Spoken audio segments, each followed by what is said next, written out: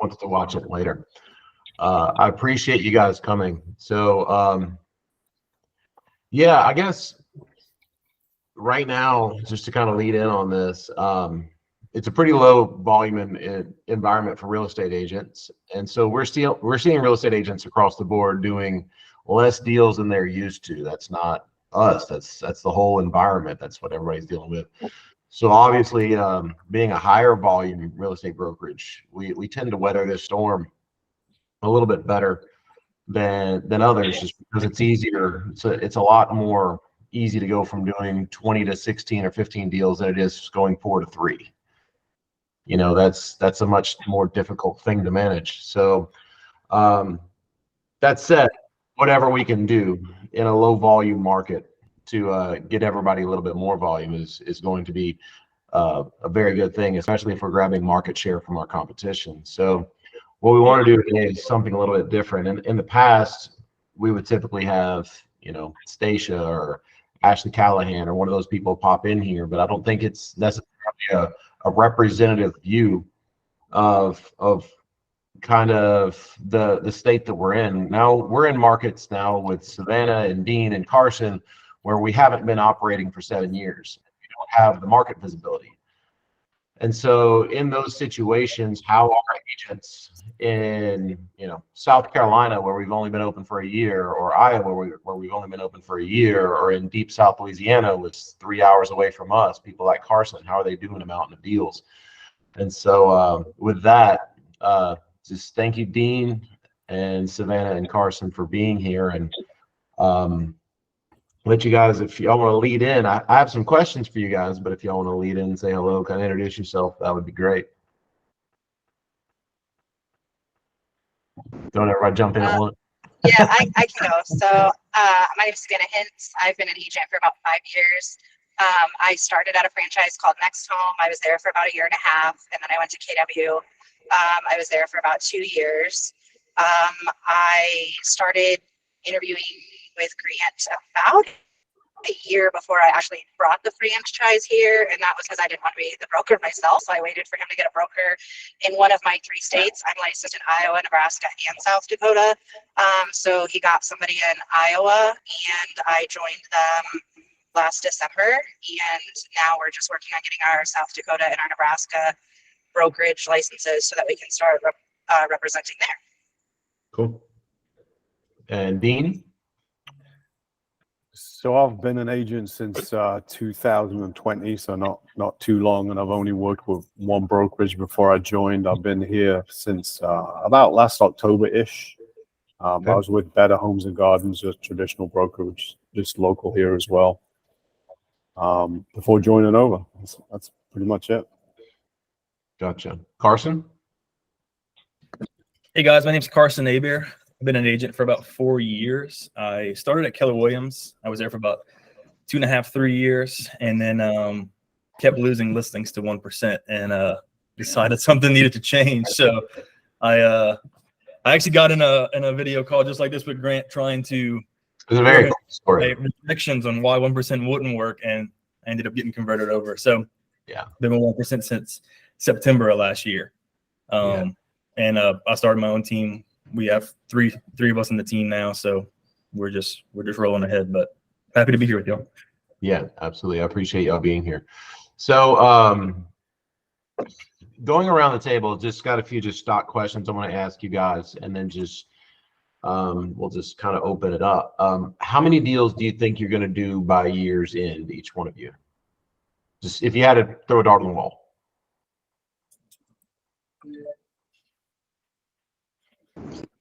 My baseline prior to joining the 1% was I was doing about 60 transactions a year.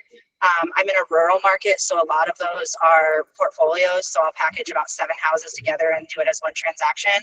I am on pace. I mean, right now I have 17 active listings. So I'm on pace to do probably 80 transactions this year. 80. Yeah, and Savannah's the one who listed 12 houses a month, basically, which was kind of nuts. And yeah, very cool stuff. What about you, Dean? What do you think you're on pace for this year? I think I just listed number 25, so somewhere between 45 and 50. Okay. And Carson? We just closed 31 and 32 last week, year to date. So I'd be ecstatic with 60, to be honest. If we could keep that pace up, I'd love it. Gotcha. And I think we view all that through the backdrop of just this is a crazy low volume environment. And I mean, not to deviate too far away, like I've got some stock questions I want to ask, but it's interesting how we're seeing some agents, you know, freak out and say, oh my gosh, the 1% list model can't work for me in this low volume environment. But then we're seeing new agents join saying, I need the volume the 1% list is doing in this low volume environment. So it's very interesting, you know, how you view things, glass half full or glass half empty. What's your biggest lead source, guys? If you know, do you know? Some people don't even track that stuff, but like, what do you think your biggest lead source is? Like, if I told you that everything else had to go but this, what would be the last thing to go?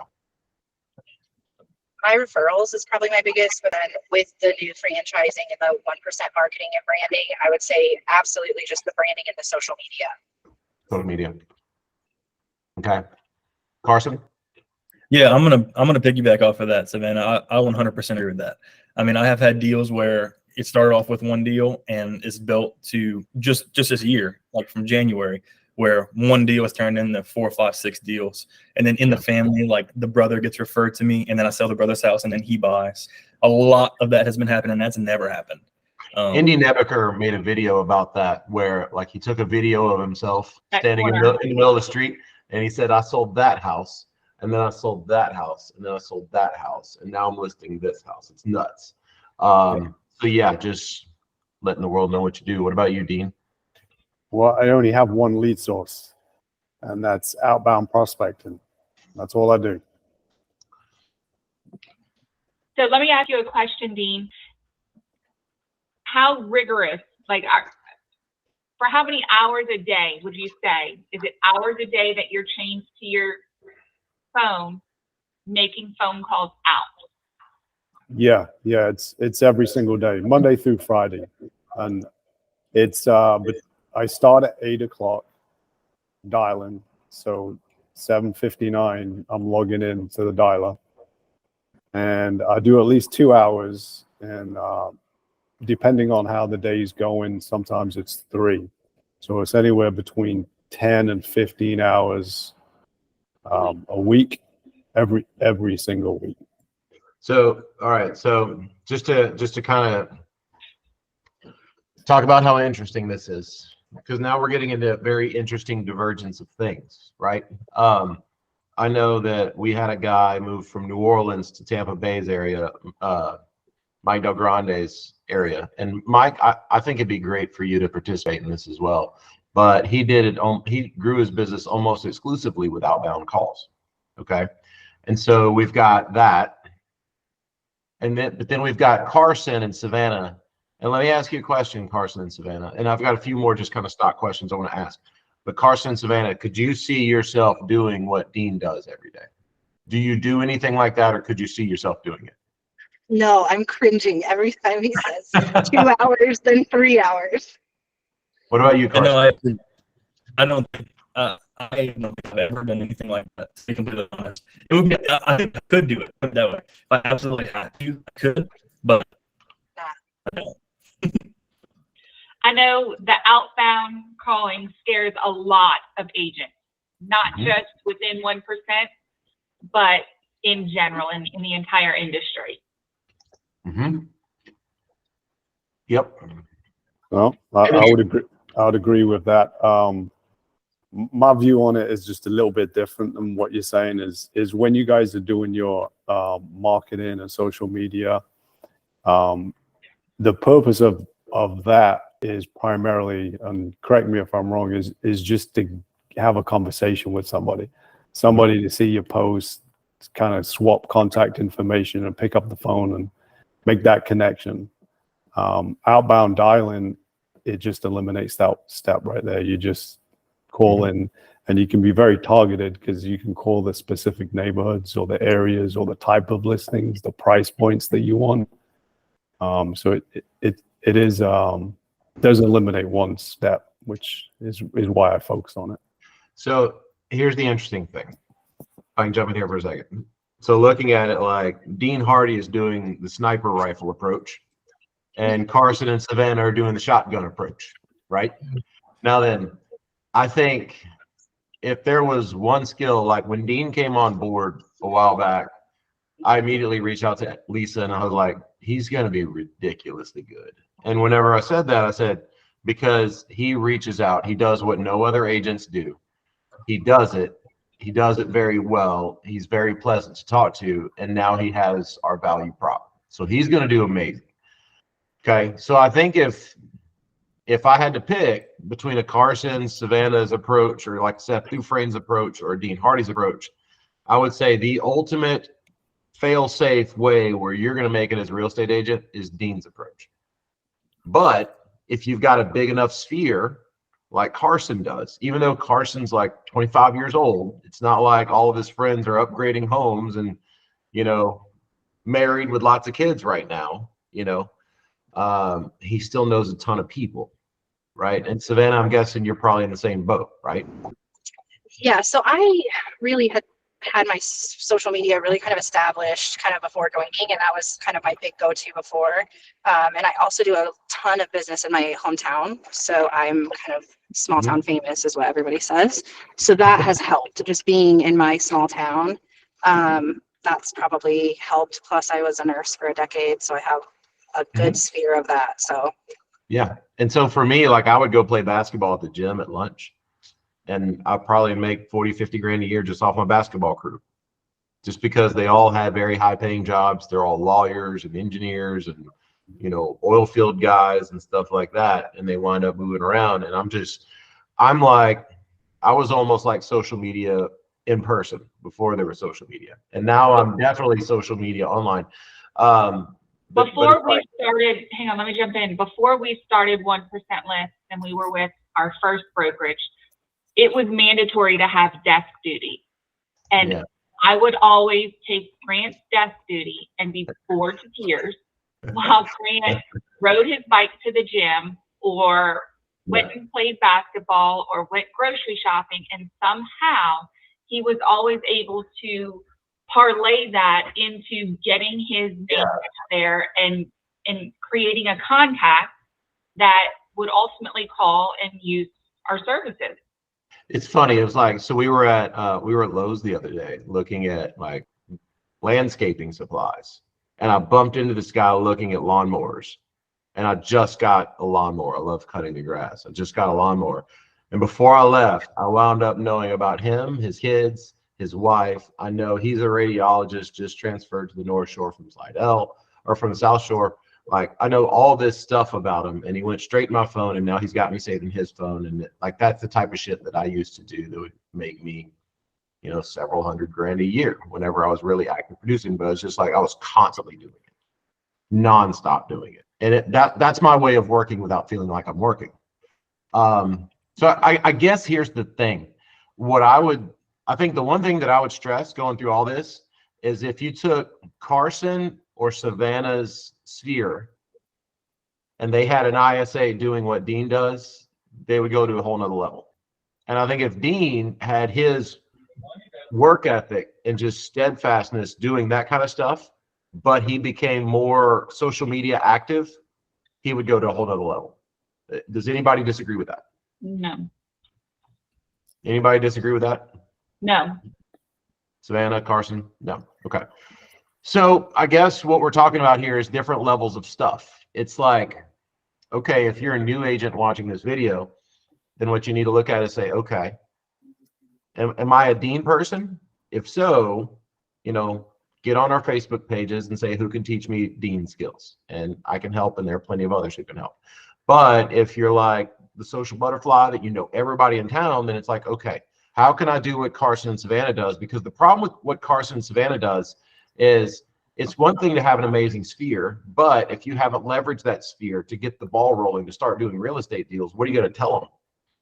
You know, you've got to figure out, you know, what Carson and Savannah does is they're train screaming down the tracks and they're just keeping on pushing it a little bit, right? Dean's actually inventing the train. He's inventing the thing that's going down the track. So very, very, very different skill sets and very different things. Are any of you guys? All right, let me ask you this. So we know that Dean has a schedule of things that he does. I'm guessing Carson and Savannah do not. Do you have a schedule, Carson? Of like when I do things, you mean? Yes.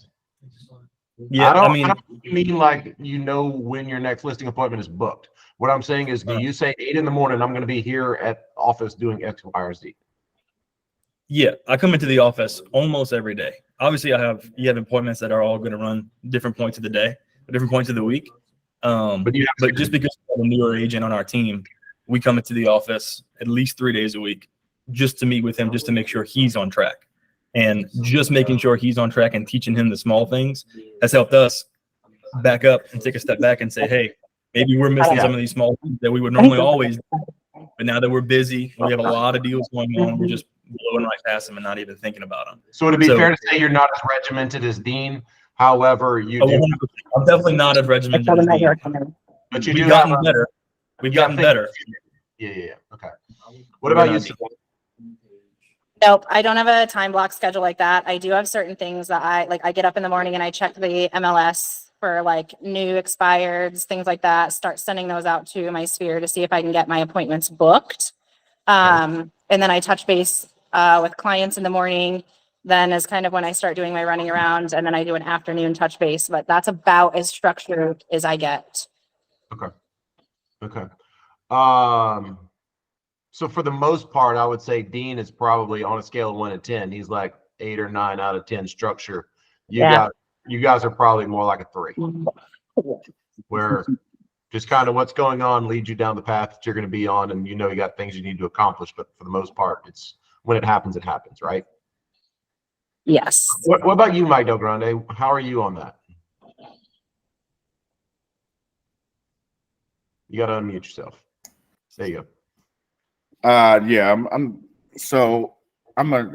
more of a sphere guy. I've earlier in the year, I started looking into doing the cold calling. So I've got a couple quivers, I guess, arrows in my quiver or whatever it's called. I'm gonna probably in a couple months get a lot more structured to do calls, because what I'm gonna do is get listing appointments for my agents. That's my goal. So I'm gonna try. I might reach out to Dean and we'll talk a little bit in regards to cold calling for FSBOs and expires and everything. But no, I'm a wake up and whatever happens that day happens. Obviously, if there's a scheduled item or whatnot, I take care of that. But yeah, every day is different with me with absolutely no schedule. Gotcha. Ryan and Meg, these are 2 agents that joined Mike Del Grande.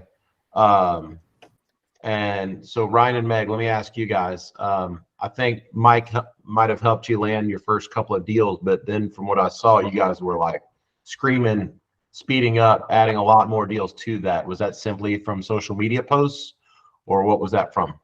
More so referrals. We got our 20th listing going. Well, yeah, like today, our 20th listing will go live, but mostly referrals. That is awesome.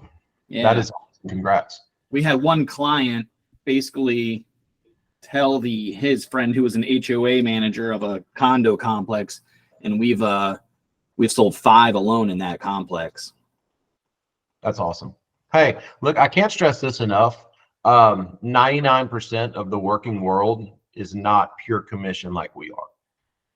And so one of the things that everybody should make it a point to do is, if you've got, I used to tell Kelly, like, I feel like I have to teach people. I feel like I have to train them to understand how I get paid, because if they don't, then they're not going to know.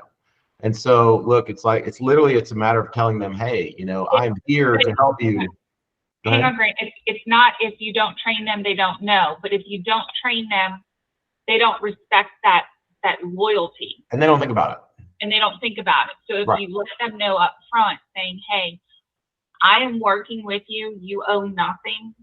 I'm going to get paid at the closing, but in return, let's both be loyal to each other. Yeah, I would tell people all the time because they would call me and ask me just random questions about what I thought about some neighborhood or if this development's going to work or whatever's going to. I would always tell you, oh yeah, no problem. Let me take a look at that and let me see what I can figure out for you. But just remember me when it's time to do something. I would always say, just hey, remember me, remember me, remember me. Just that's all it really takes. You'd be shocked at how many deals that will turn into every year. Like once you become a very busy agent, you're talking about another probably double-digit deals of just reminding people, hey, don't forget me when it's time to do something. Are any of y'all spending money on outside lead sources at all? No? I do some just in my rural area. I still do some occasional print advertising. If I like in Ottawa, I have like 8 listings. So I'll bunch those together, do some print ones. It's a little bit more. You like buying leads? No, oh no, I don't do that. Okay. Do you guys have any interesting game plans that you follow whenever you list a house? Like I've told a lot of people they're a little bit more risk averse. I tell them, okay, you don't need to go out there and spend, commit to spending $2,000 a month. But what you could do is you could commit to spending $200 per listing or $300 per listing, sending out postcards. So do y'all have a particular game plan of things you do? Obviously the social media shares. I think everybody in this is pretty big on, even Dean, he doesn't focus on social media as much. I looked at his timeline. He's still posting a lot of our social shares. So like, what is your game plan? Like if you take a listing in a neighborhood, what is your game plan to get the next 2 or 3 in that neighborhood? Do you have anything? Yeah, I'll jump in first. Sure. No surprise, I'll pick up the phone and circle prospect. Not shocked at all. Yeah. I bet it works too, doesn't it? It does. It doesn't cost me a bean, but it costs me a couple hours. So it's either sweat equity or check equity, and it costs me a couple hours, and I get a lot of traction from it. Gotcha. What about you, Carson? Yeah, so we just started doing something where we saw a lot of our sales start to get concentrated in a neighborhood or even 2 or 3 streets. Like we sold 4 down one street this year, then we sold 2 in one neighborhood. So we're doing postcards to those neighborhoods. This is the first time we've ever done this, but it's actually right here. 4 of your neighbors stayed with us. Yeah. Right, the whole thing. Yeah. Literally have it here. We sent those out to the entire neighborhood where those 4 houses are, and that's actual pictures of the houses. So it's not just a random, hey, your neighbors. It's literally pictures of them. And then we also did door hangers on another neighborhood. But yeah, we did 500 postcards, 500 door hangers. So we'll see what our ROI is on that. But this is our first time trying that. Well, let me jump in here 1 second. One of the things that I would coach people to do is look, get a listing. Once you get a listing, everybody who can see that sign, put a flyer on their door. Okay, because they're going to wonder what the hell that is. Because I mean, look, even here on the North Shore, where we've been for 7 years, there's people who are like, well, who the hell are you guys? Okay, unless you're spending millions a month marketing nationwide, everybody's going to ask that question. So put a flyer or put a door hanger or something on like the 10, 12 houses that can see your sign, and then do postcards. That's what I would tell people. It's like if you want to do like some low budget kind of passive things, that's what you can do. What about you, Savannah? Anything? I do door hangers on, like, I'll kind of walk and do door hangers on the neighboring doors. I also am I use quite a few directional arrows for my listings. So I'm actually getting about 3 signs in the ground per listing. I'm working that as long as I can up here. Very smart to do. Very, very smart to do. Cool. So one of my agents does the just sold postcard. So whenever they sell the property, they mail this out to the surrounding homes within that neighborhood, letting them know that they just sold, whether it be if they got the highest price per square foot, they'll tout that. They'll tout, under contract within so many days, contract to close within so many days. So that's something that my agents have been doing. Some of my agents. Especially a just sold showing how much money somebody saved. Correct. That's huge. And I know we have templates for all those things. I know a lot of our agents use Corefact to get that stuff out. All right. So did any of you guys have any like aha moments where you found something that really worked? Dean, I bet it's picking up the phone. Well, actually, I would give some credit to you and I's conversation. You probably don't even remember. I was probably I remember that exact conversation. I think I do. sounding just like every other agent, and now I just lean into the 1%, and I just noticed it breaks. It's almost like a reflex reaction if you call a for sale by owner as an example, that they automatically have something that they have to say in response, that they're not interested in working with agents. But if it's almost like a pan interrupter by pitching the 1%. So if you don't mind me asking, Dean, how do you start your conversation? Well, each kind of lead source would be uniquely different, but if we're going to pick on for sale by owners, it would be just a general question if the property is still available. And if it is, if you could hire a local full service agent for 1%, would you like some help? And then there's that awkward moment of silence that they never had someone approach it that way before. And then Right. and then from that, they're very inquisitive. So there's a lot of questions. And then just during the questions, just build some rapport with them. But the purpose ultimately of the phone call is to get the appointment. I'm not trying to list the house over the phone. And I Right. think a lot of agents do that, and it's a big mistake. So just to get an appointment for them to invite me around the house so I can see it and go through the listing presentation with them and get them assigned. Dean, do you if you get people who say they think about stuff like that, are you typically texting them? Do you text them our video content? Do you do anything like that? Yep. So I always ask for their permission. Is it okay if I send this over to you? Can I get your email address? Whatever it is I'm missing that I'll ask. Once they give me their permission, they're much more likely to click on the link, and I'll let them know it's a YouTube link. It's not spam or anything of that nature. Yeah.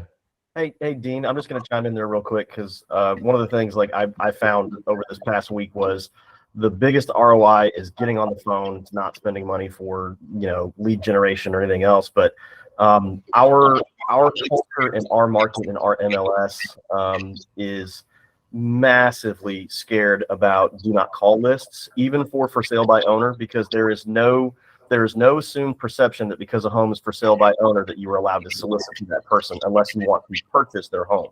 So what have you found the most success with for scrubbing do not call list to make for sure you're not going to get hit with a lawsuit?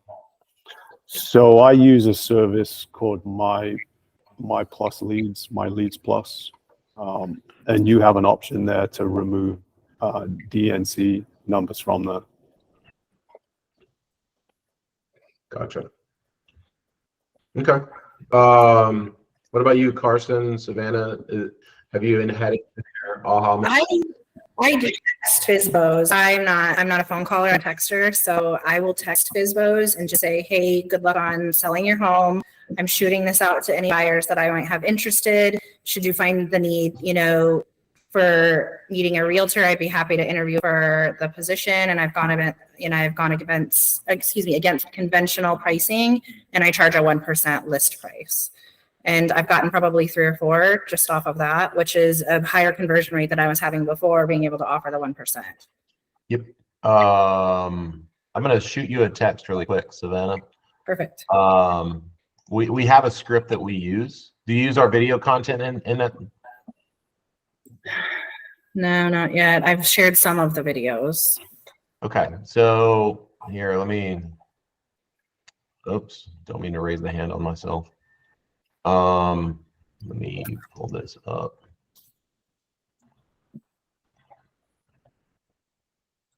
So, inside Tackle Box. Do you know where the videos are inside Tackle Box? Are you familiar? Yep. Okay, perfect. So for any who don't, let me log in and kind of show you where to find this really quick. Basically, underneath these tabs, you'll be able to find for sale by owner content that's branded to you. And let me actually pull you up, and I'm going to drop you a text real quick. Are you still 3977? Yep. Okay. So basically, and so here's where the videos are. You can literally click on you will already be logged into your office, but then you can click on video content and you'll see it sorted by name. everything that's under there. Okay. So that said, one of the things, and this kind of ties in together, you know, whenever me and Dean had that phone call, and I remember exactly that phone call me and Dean had, because I called to check in with him, and he told me he was kind of still using his old script, which it's longer. It feels like a realtor script, if that makes sense. And one of the things I told him to do was like, dude, just get to the point as rapidly as humanly possible. Just get to the point of what you are and what you do. Because they will have had that conversation 30 times with 30 other agents who are all trying to hit them with the same Tom Ferry stuff.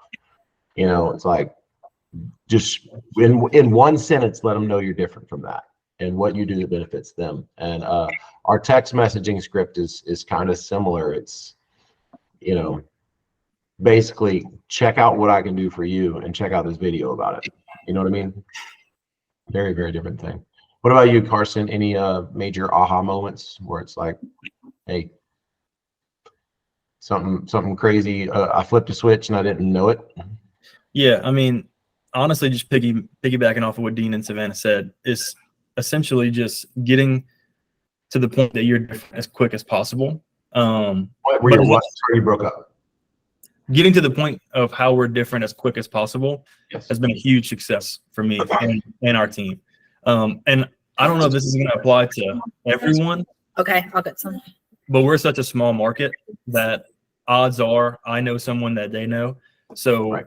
I always say that if I can get into your house, I can get the listing agreement signed.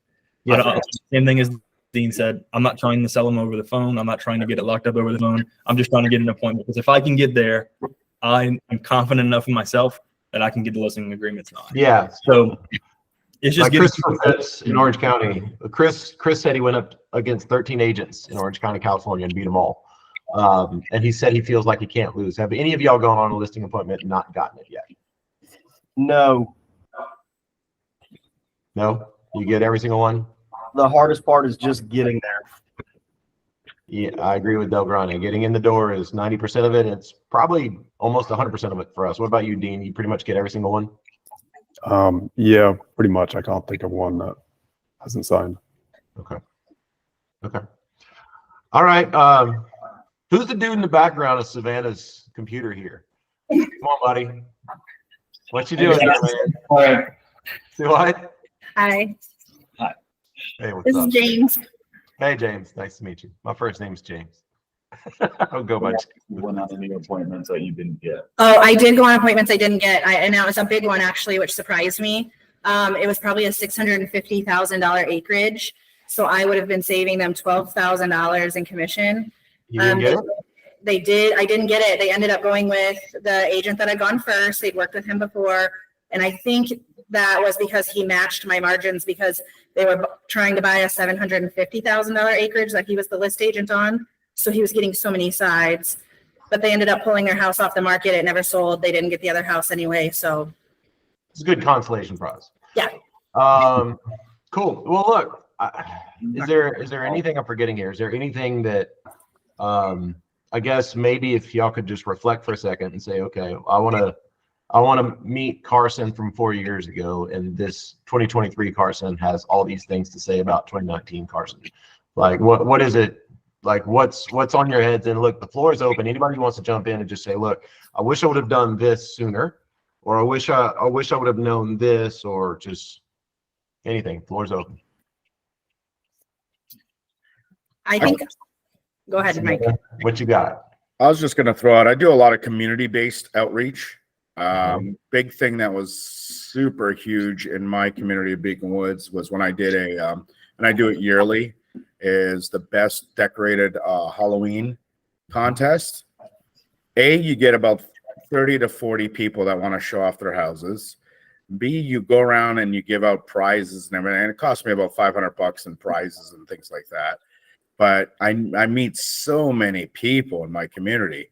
And when you go out there and, you give them a check or a gift card or something like that, when they decide to list, Ryan and Meg just can't wait till I die or move out of Beacon Woods, because we're in the same community. And and I just get called. I mean, Didn't stay top of mind. It's funny. Kelly says the same thing about me. And I keep on telling him, listen, I'm moving to Land O'Lakes and Connerton and everything. That's a new market that I'm breaking into with farming, and I've already got a couple listing appointments. I've listed a property, and just a consistent farming. Farming works. Oh my God, does it work? And that's all because I decided I'm going to move into the $500,000 to $1 million range. And then I'm going to give the Diaz's the Beacon Woods community. There you go. I'm not going to give it; they're going to take it. Right. Fair enough.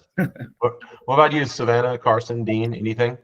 I would say kind of the similar. I would consider myself, I started off being very hyper local, realizing I didn't have a lot of money, but I had time, so I could be visible. I also, in the beginning, something I did and that I've consistently done, and I would encourage anybody to do, is I've put about $500 at least per quarter back into marketing. And some of those are, like I said, huge marketing expenses. Like I bought an enclosed trailer and had it wrapped with my face on it, and it said, Ronnie just got one of those. "Go with me, move with this trailer for free." I pull that sucker in parades. I park it at the corner of my parents' property. They live kind of in the country, but on the highway, and I have gotten business from that. People have called, said, "I've seen your trailer." My trailer is 7x14. And then what I did start having people do is when they use it, I have them sign the inside of it there's a Sharpie in there. Their kids write their name on the inside of it. So it's kind of this internal like autograph board that keeps growing. So that's nice. That's cute, Savannah. You got a little trailer. That's cute. That's awesome. I just got a 20-footer. That's all. Do neither of you worry about the liability of people who don't know how to back up a trailer, backing up a trailer to something they're not supposed to? I do have a disclosure that clients have to use, and I carry insurance and things. My biggest thing I've had is people park it on the street, and then I get calls from the cops saying you have to move it. It's been here 24 hours. Gotcha. Carson, what about you? Yeah, I mean, I agree with all that. I feel like if I could go back, something that I did, and not to knock KW at all, but something I found was preached to me was almost just being busy for the sake of being busy. That is something that I if I could go back 4 years and say, Carson, you don't have to go in and just do stuff just to do stuff in real estate. That's one thing I would tell myself, because if you can time block your time, you can actually put your energy towards something that's actually going to get you leads and get you, closings in the future instead of just doing it just to do it. That was the biggest thing for me, because it freed up so much time for me as in my personal life to where work was actually enjoyable again. And it wasn't just running in circles, just trying to chase deals for just sake of chasing deals. But besides that, being super, super vocal, just like Savannah and Dean said, it's changed a lot of things we've done. We also are really, really big in the community. Every week we bring breakfast to a different local business here, just to tell them, we attach a flyer and some business cards to it. Hey, we're local, we're local. We just wanted to say, we appreciate you guys for staying in the community. That's been something that we just started, but we're going to continue to do that. And anytime there's a festival or anything, we're always involved in it because we want our face everywhere. That is genius. And look, you can do it on the cheap. It's like literally just bring somebody a couple dozen donuts. It's going to cost you $20. But bring it, introduce yourself, stick some cards on it. Exactly. And just make them know you exist. Do y'all think it would be, and Dean, I'm going to hit you with that question in a second while this is on my brain. Do you think it makes sense just to kind of a fun little exercise for everybody to just almost kind of create two buckets? You create the bucket of things that are going to very directly lead to income, and then things that you do that don't, like the busy work, and just literally psychoanalyze yourself and your time and say, okay, how much of this busy work is necessary and how much of this busy work is not, and all those other things. I know it doesn't sound nice, but the moment any of y'all take out the trash, you're the most overpaid trash people in the world. So do any of you guys start looking at things through that lens, or are you there yet? Or do you feel like you're getting close where I mean, let's be honest, we're in a shitty environment right now. If all of y'all are going to do 60 deals plus this year,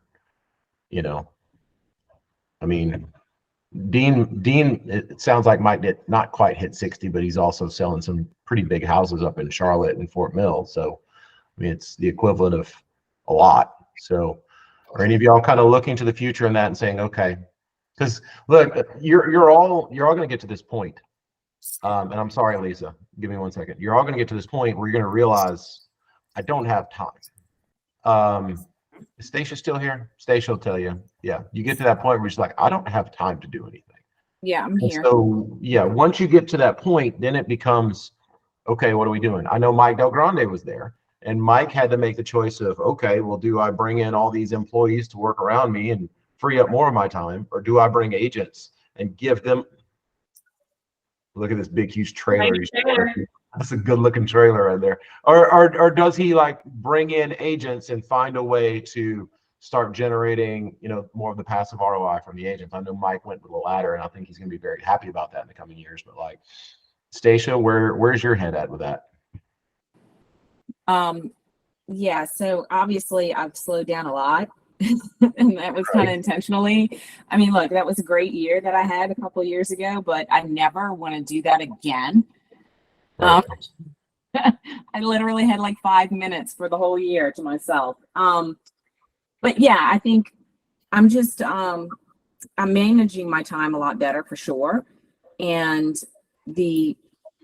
I'm still consistent though with my marketing, the same marketing I've been doing for years. So, the business is still coming in, but I'm working a hell of a lot easier now. And then I have, obviously I'm taking on more agents right now. So Sure. That's my focus this year, is kind of shifting in that direction and seeing what I can do for the agents that I have right now, and keeping them busy. Dean, what do you think? What if you go back 4, 5, 6 years? What would you say to yourself? Just one word would probably be consistency. I mean, I'm listening to everyone talking here. I mean, social media, farming, postcards, outbound calls. I mean, I think it all works. I just think you've got to find what you enjoy doing, and you've got to come at it more of a student mentality, and you're trying to improve your skills all the time. Find what you like doing, double down, and start getting your skills better at that specific skill set. That's what I would have probably said. Yeah. Me and Sam are working on something. I don't know what we're going to call it, but it's basically going to be like the 10 commandments of growing your real estate business. And 3 or 4 of those are going to be things that are musts. Like, you have to at least do this. And then the other 6 are going to be things that, different skills that different people have. Like, Dean, I think you all have a very similar set of skills, but some of you go in very different directions with those skills, like what Dean does versus what Carson does. Like, very, very, I would almost say similar personalities, similar people living 20 hours away, but being very successful by going about it in 2 very different ways. So I guess, all right, so what do you guys, anybody here who's going to be, having a good year in this crappy low volume year, what do you think is the lowest hanging fruit of what you can do? Like, I tell people, like, the more rivers, the more buckets you have, the better off you are. So Dean has obviously got 2 feet in the outbound prospecting bucket, but how does he add another bucket? How does he add another stream? Like, do you guys get what I'm saying? Yeah, Jim, we're recording all this. It'll be up on the agent page later today. But like, Dean, what do you think is your lowest hanging fruit of what you can do to go from 50 to 60 deals, or, whatever? Is it adding an ISA and training them to double down on what you do? Or is it opening up? Like, what is it? What's the lowest hanging fruit for you? So I would say it would be getting someone to help me more on administrative tasks. So I can just be either doing one of 2 things, either on the phone or in an appointment, and then delegating, so I could be on more appointments, and I could maybe put another hour or 2 each day on outbound calls. If I could do that, it would grow my business, I think, for sure. But I'm really interested. A transaction coordinator who's also probably sweet and personal on the phone, who could reach out to some folks. Well, I don't know if they would need to reach out from an inside sales perspective, but more so they could handle more of the administrative tasks. Just remove it from me. Stuff I don't like doing. Okay. Maybe that's Lisa right there. Obviously. Carson, what do you think? What's your lowest hanging fruit? Yeah, I mean, I think if we can add some variant of what Dean does do, because obviously what he does works, and I think it'd be dumb of us not to try it.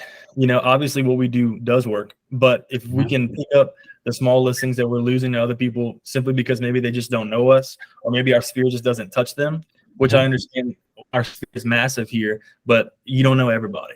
So are there people that we're missing that if we could just pick up the phone once or twice a week that maybe we would get? That is something that I don't want to leave that on the table, just because we didn't want to make calls like Dean does. And then the other thing is we've looked into a market that's not even 30 minutes away from us, that I went to high school and graduated in that city, but I live in Thibodaux.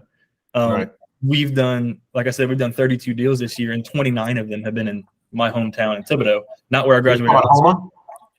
Homa, yeah. So we've done 2 deals in Homa all year, and 1 in Morgan City. But we looking in the Homa market, and it's twice as big as Thibodaux, yet we don't touch it. If not even bigger than that. So, no one knows who we are. There's literally no one's doing deals. We pull numbers for all the 1% list agents in our area, and everyone's doing deals in Thibodaux, and no one's doing deals in Homa. So it's like this completely untapped market. So we sat down and looked at that, and we're going to be shifting a little bit of our marketing to that. So that's what you're talking about is very similar to a situation of what we deal with here on the North Shore. So for those of you who don't know, the North Shore is separated by the South Shore. That's where me and Kelly live on the North Shore. It's literally separated by the longest bridge in the world, crossing Lake Pontchartrain to the South Shore. And we do about 1,000 transactions a year in the greater New Orleans metro, but only about 250 of those are actually in the South Shore in New Orleans. Almost all of them are suburbs, like the North Shore and all these other markets, specifically the North Shore. And so that's something we have to figure out as well, is like, okay, we're huge in the small area. How do we become huge in the big area? So no, definitely agree with that. Completely agree with that. And that's something to think about. And look, another thing, this is kind of just Savannah, give me your input in 1 second, but this is like another macro way of viewing things when you guys are thinking about anything that you're doing for marketing, is as much as you have a huge sphere, okay? And having a huge sphere is amazing. I know Mike puts a lot of effort into it and has a great sphere. A lot of people here, Station, everybody else. That's amazing, but you got to understand, it's like, we're not selling a Snickers. It's not an impulse purchase. This is something where people do this once every 6 or 7 years. And if they don't think about you in that moment, then it's lost. It's not like an end cap at a grocery store, an impulse buy. And so the reason why Dean, this is the one thing we can say about Dean, no matter what. Like, what Carson does works, what Savannah does works. But if I told Carson, move to Utah, the first thing that he should do is try to figure out how to turn himself into Dean. Because literally you could probably drop Dean anywhere in the world, and Dean's going to be able to repeat what he does. Just because he's got a system for doing it. But the system for doing it is reaching out to the people that know they need to sell or buy something. It's like, that works. I don't care where you are. I think Dean's accent helps him just a little bit. I have said that more than once. Friendly on the phone. I'm from New Jersey. He's full of shit. He's from across the pond, and Hardy. so Dean Hardy. he could probably call me and try to talk to me about anything, and I'm just gonna sit there and listen to him. I've told him, I'm like, dude, if this doesn't work out, just go review golf clubs or anything else that you want on YouTube, and people will sit there and watch it, and you'll be rich. No, it's like cheating. Our guy Dustin that helps us with franchise sales, like, me and Kelly get so many freaking calls, just like y'all do, I'm sure. And every time this dude would call us to try to like say, hey, can I help y'all recruit agents? Can I help you do all this stuff? Like, I realized that I would spend 20 minutes talking to this guy, and everybody else would just hang up on them. And I'm like, dude, how do you do that? And he's like, I don't know. Shut up, Mike. I'm just a little jealous of Dean. It's fine. Cool. All right. What else we got, guys? Wait, I want to stop and interrupt here Please. because the couple of things in life that are certain are death and taxes, but now it's Dean. So anytime I come into the office, 99% of the time he's there if I come in during his calls. And I just wanted to say about Carson saying, be busy just to be busy. Dean really showed me something last week. He doesn't realize it, but I would really just kind of not waste time, but I would be busy all week long. And I found that I really didn't set hours like, okay, I'm done by this and start by this or whatever. And I was exhausted. So my life has been flipped upside down with the passing of my mother-in-law, and my father-in-law is living with us, and nothing's right. Right. So the one thing I learned last week with talking to Dean is, to control that. And I didn't work all weekend. Now I did check messages on my phone, but I didn't just work to work. And so it's like I can come into the new week refreshed. And I love that about Dean. It's like he's so solid on what he does that he's done, and he can, just a good balance. So I think a lot of people, they look at, I don't know, it's like, I don't know, maybe like your real estate career is almost like cleaning out your garage, your attic. It's like nobody wants to do it, and you just get stuck staring at it, and you don't know what to do. And so you're just kind of on the periphery doing things, but you're not really doing things. And that's where one of the things earlier, it was like, look, sort out everything into this directly makes me money, and this doesn't, but this is my money makers, and this is my chores. And then start looking at it. And I think if we all just looked at it for a week and said, okay, how much time do we actually spend on stuff that's got the lowest possible ROI, but it sucks us in, or we're happier doing those things, even though we know it makes lower ROI because we're more comfortable with it, versus just saying, okay, where does this come from? Dean knows where it comes from. This wasn't just a meeting to praise Dean, even though it's turning out to that, but like he knows how to hit the button. And I think so many people don't, and I don't even think that they know that they're looking for the button to hit. So I know Carson and Savannah do too. Yeah. But Grant, let me interrupt you. He said earlier that Savannah and Carson, they're doing it, but they have that extra step. It's like Dean's jumping over that stuff and just getting to the phone call. And I can attest to, I've done social media, and I've had someone reach out. Many people reach out for that phone call, and I get nervous anyway. I get nervous about the phone call. So why not just jump in? Dean, I can tell you this, Dean, if you hire a transaction coordinator, which I don't think is a bad idea for you, that person needs to be very proficient at Instagram and Facebook specifically. Okay. Like, do not, like, when I'm telling you hire somebody, like go find like the 25 to 30-year-old, probably female, who's really good at social media stuff. Because if you had what Carson has with that, along with your diligence, you would really be onto something. That's the biggest untapped avenue for you. You are, when you look at the producers, you are probably, and I don't mean this as a negative, I mean this like in an optimistic thing, you probably have the least social media influence out of all of our top producers at our company. By far the best work ethic. But probably you probably have less social media influence. So just finding somebody who's going to be super active there for you. Station, Michael Grande, you got anything else? That's message, and so I updated it. No.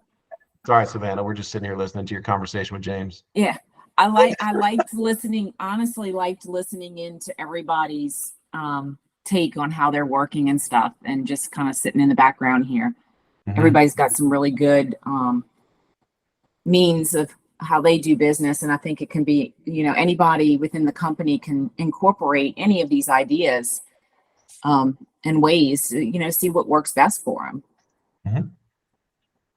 Okay, very cool. Hey, look, I'll give you guys a sneak peek. So things coming. Can everybody see my screen? So this is the KV Core template that we're getting somewhat close to finalizing. Obviously, you guys will be able to change. Say what? We're still going through some tweaks. We are. So this isn't 100% final, but this is like the staging site where you can kind of see the feel, the layout, the colors, everything that's going on here. Getting close. I just want to let you know we're on schedule. Kelly and Dean have been busting their butts on stuff. So getting closer, and we'll be looking forward to everybody having website and everything else that they can start rolling out and start generating business with and doing all kinds of fun things with. we've been having probably on average 1 meeting a week, if not 2, with KV Core and our KV Core contacts to ensure that we are on track for our rollout of August. I believe it's August 6th. Don't quote me on that date though. It'll be August, yeah, early August at the latest. Obviously, we would love to do it sooner, but cool. Any other questions? Thank you guys so much for showing up to this and helping out Dean, Carson, Savannah, Stacia, Lisa, Mike, everybody. We really appreciate all you guys coming here and giving your input and telling us what's working and helping us get some people going. Appreciate you guys. Of course. Thank y'all very much. Thanks, guys. Thanks, everybody. Have a great day.